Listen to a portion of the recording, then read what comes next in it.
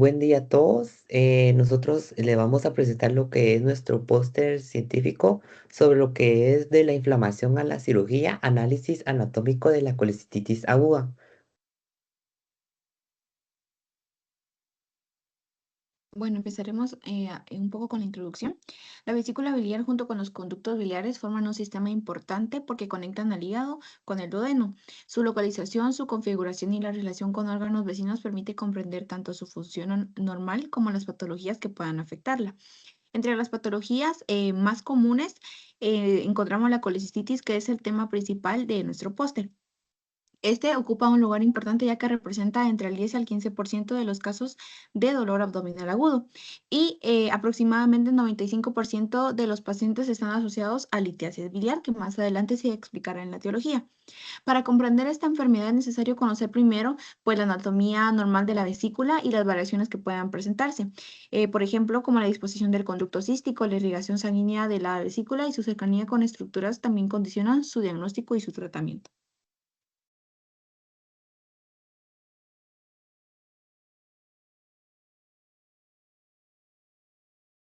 Ahora bien, con metodología, nuestro estudio se basó que es un de tipo descriptivo realizado con una revisión sistemática de literatura.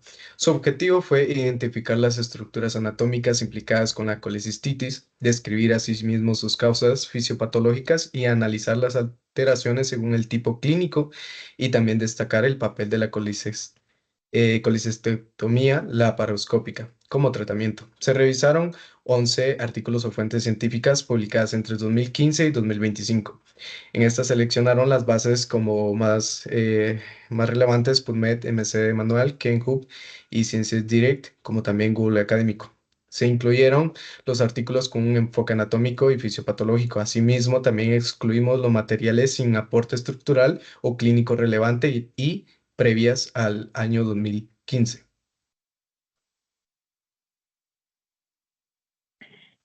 Ahora bien, en nuestros resultados, para entender en sí cómo se aborda la colecistitis, primero tenemos que entender su anatomía normal. Al momento de hablar de la vesícula biliar, en primer lugar tenemos que saber dónde se ubica. El abdomen lo podemos dividir en 4 cuadrantes y en 9 regiones. La vesícula biliar se encuentra específicamente en el cuadrante superior derecho, en la región del hipocondrio derecho. Esta tiene una forma de pera, tiene una longitud de 7 a 10 centímetros y una capacidad de 30 a 50 milímetros aproximadamente.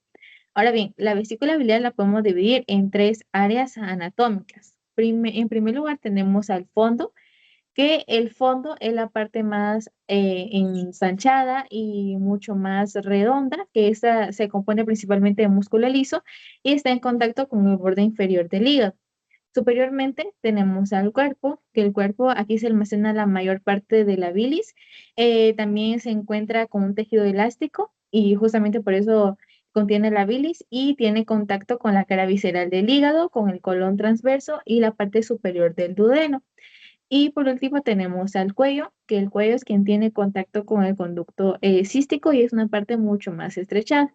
Ahora bien, también tenemos que entender la anatomía de los conductos biliares, porque eso nos permite llevar la bilis desde el hígado hacia el tubo digestivo. En primer lugar, tenemos a los conductos hepáticos derecho e izquierdo, donde el izquierdo es de mayor longitud a comparación con el derecho.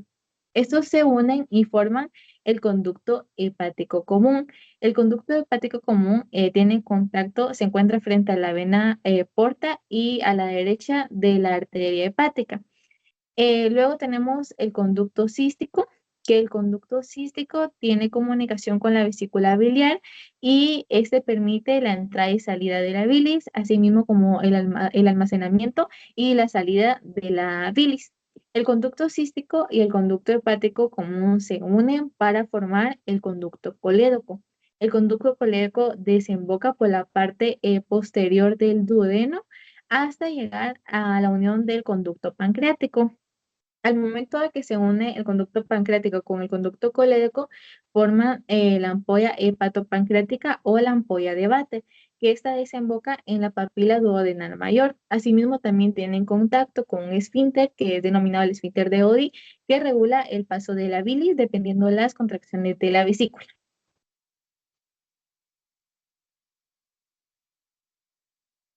Bueno, la etiología principal de la colecistitis aguda es la obstrucción del conducto cístico por un cálculo biliar. Esta obstrucción pues provoca estasis de la bilis y favorece a la inflamación de la vesícula.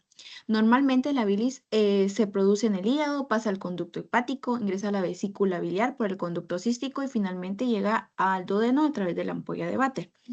Después de ingerir alimentos, sobre todo ricos en grasas, se libera la colecitoquinina, estimula la contracción de la vesícula y libera bilis, que participa en la emulsificación y la absorción, pero no solo almacena bilis, sino también la concentra. Esto pasa en condiciones normales, pero cuando esta función se altera, aumenta el riesgo no solo de que se formen cálculos biliares, em, pero la principal causa es por estasis, sobresaturación del colesterol o anomalías de la nucleación de cristales. Si un cálculo obstruye el conducto cístico de manera transitoria, aparece el primer síntoma, que es el cólico biliar, que normalmente se localiza en el hipocondrio derecho o en el epigastrio. Cuando la obstrucción es persistente, el dolor dura más de 6 horas y ya se habla de una colecistitis aguda litiástica. Pero por otra parte también hay otra colecistitis que es alitiástica, pero esta solo representa el 5% de todos los casos, ya que el 95% pues es litiástica. La litiástica no se asocia a cálculos. Esta se observa principalmente en pacientes que son pacientes críticos que reciben nutrición parenteral prolongada. En estos casos, aumenta la presión intraluminal, reduce la perfusión de la pared vesicular y esto genera inflamación progresiva que puede evolucionar hacia isquemia, necrosis o incluso gangrena.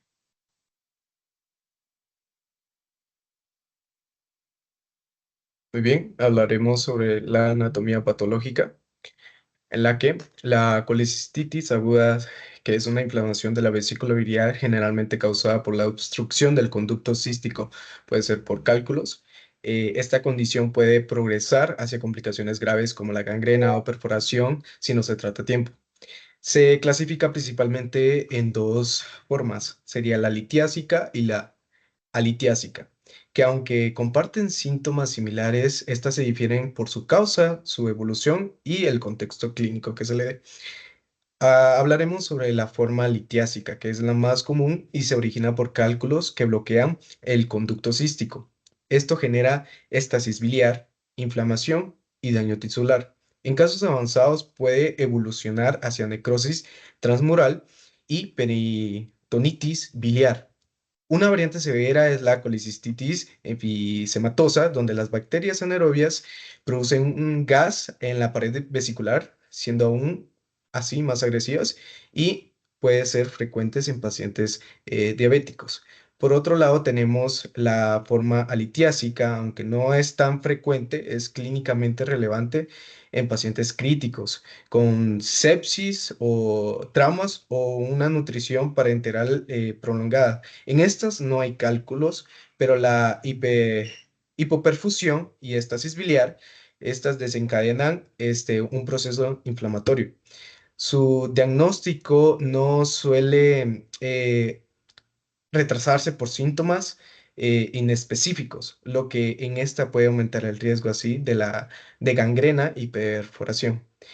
Quiero hacer una relevancia entre anatomía y anatomía patológica, que el estudio de ambas, nos puede permitir a comprender sobre la progresión del daño tisular y sus implicaciones terapéuticas.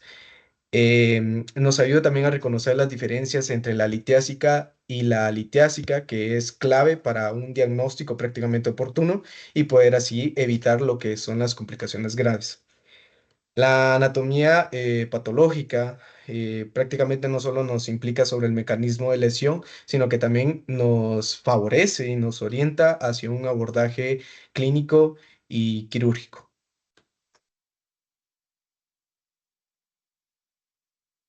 Pasando a lo que es el tratamiento, nosotros nos basamos en lo que es la colecistectomía laparoscópica, la cual consiste en extraer a la vesícula biliar Para ello tenemos un procedimiento, el cual se empieza desde la preparación del paciente, en el cual se coloca en una posición de cúbito supina con una inclinación de Trendelenburg invertido y con una rotación hacia la izquierda que permite la exposición del hígado y la vesícula biliar de una mejor manera.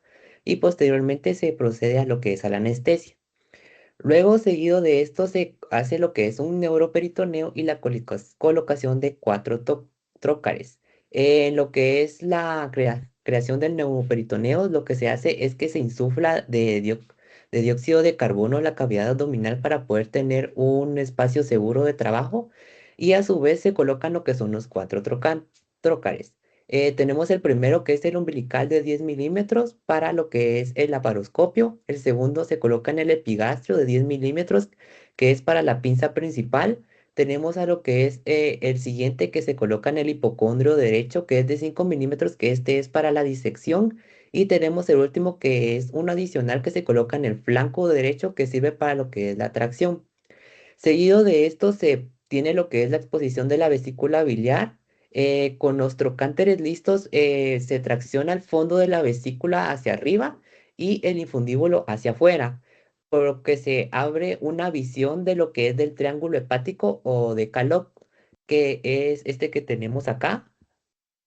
Podemos lograr a ver lo que es el conducto cístico, lo que es el conducto hepático común y lo que es la cara inferior del hígado. Luego tenemos lo que es la disección del triángulo hepatocístico, la cual se abre el peritoneo y se limpia la grasa y tejido fibroso alrededor de la vesícula biliar con el objetivo de tener una visión crítica de seguridad, donde se deben reconocer lo que son las estructuras del conducto cístico y la arteria cística. Pues porque esta definición es muy importante para múltiples variaciones anatómicas, por lo que si se confunden, puede haber un daño de la vía biliar principal o de la arteria hepática derecha. Posterior a esto, se tiene lo que es la ligadura y sección de las diferentes estructuras. Una vez ya identificados lo que es, se coloca lo que es un clip y se secciona primero lo que es la arteria cística y luego el conducto cístico. Aquí logramos ver lo que es la colocación de los clips en lo que es en arteria cística para su posterior sección. Em, en algunas ocasiones se realiza lo que es la colangiografía intraoperatoria para poder revisar si el árbol biliar y descartar algunos cálculos en el conducto colédoco. Luego lo que se tiene es lo que es la separación de la vesícula biliar. La vesícula biliar se diseca de su lecho hepático en la placa cística con la electrocauterización o por bisturí. En colecitis aguda la vesícula biliar suele estar muy edematosa, friable y con adherencias, lo que dificulta la maniobra y aumenta el riesgo de perforación, por lo que se debe tener un gran cuidado. Luego tenemos lo que es para finalizar la extracción y cierre, que finalmente la vesícula se retira en una bolsa quirúrgica por el puerto umbilical y se revisa la cavidad en busca de sangrado o fuga de bilis y se coloca un drenaje si es necesario y luego se cierran los trocánteres para tener una pequeña abertura y no grande al hacer otro tipo de cirugía.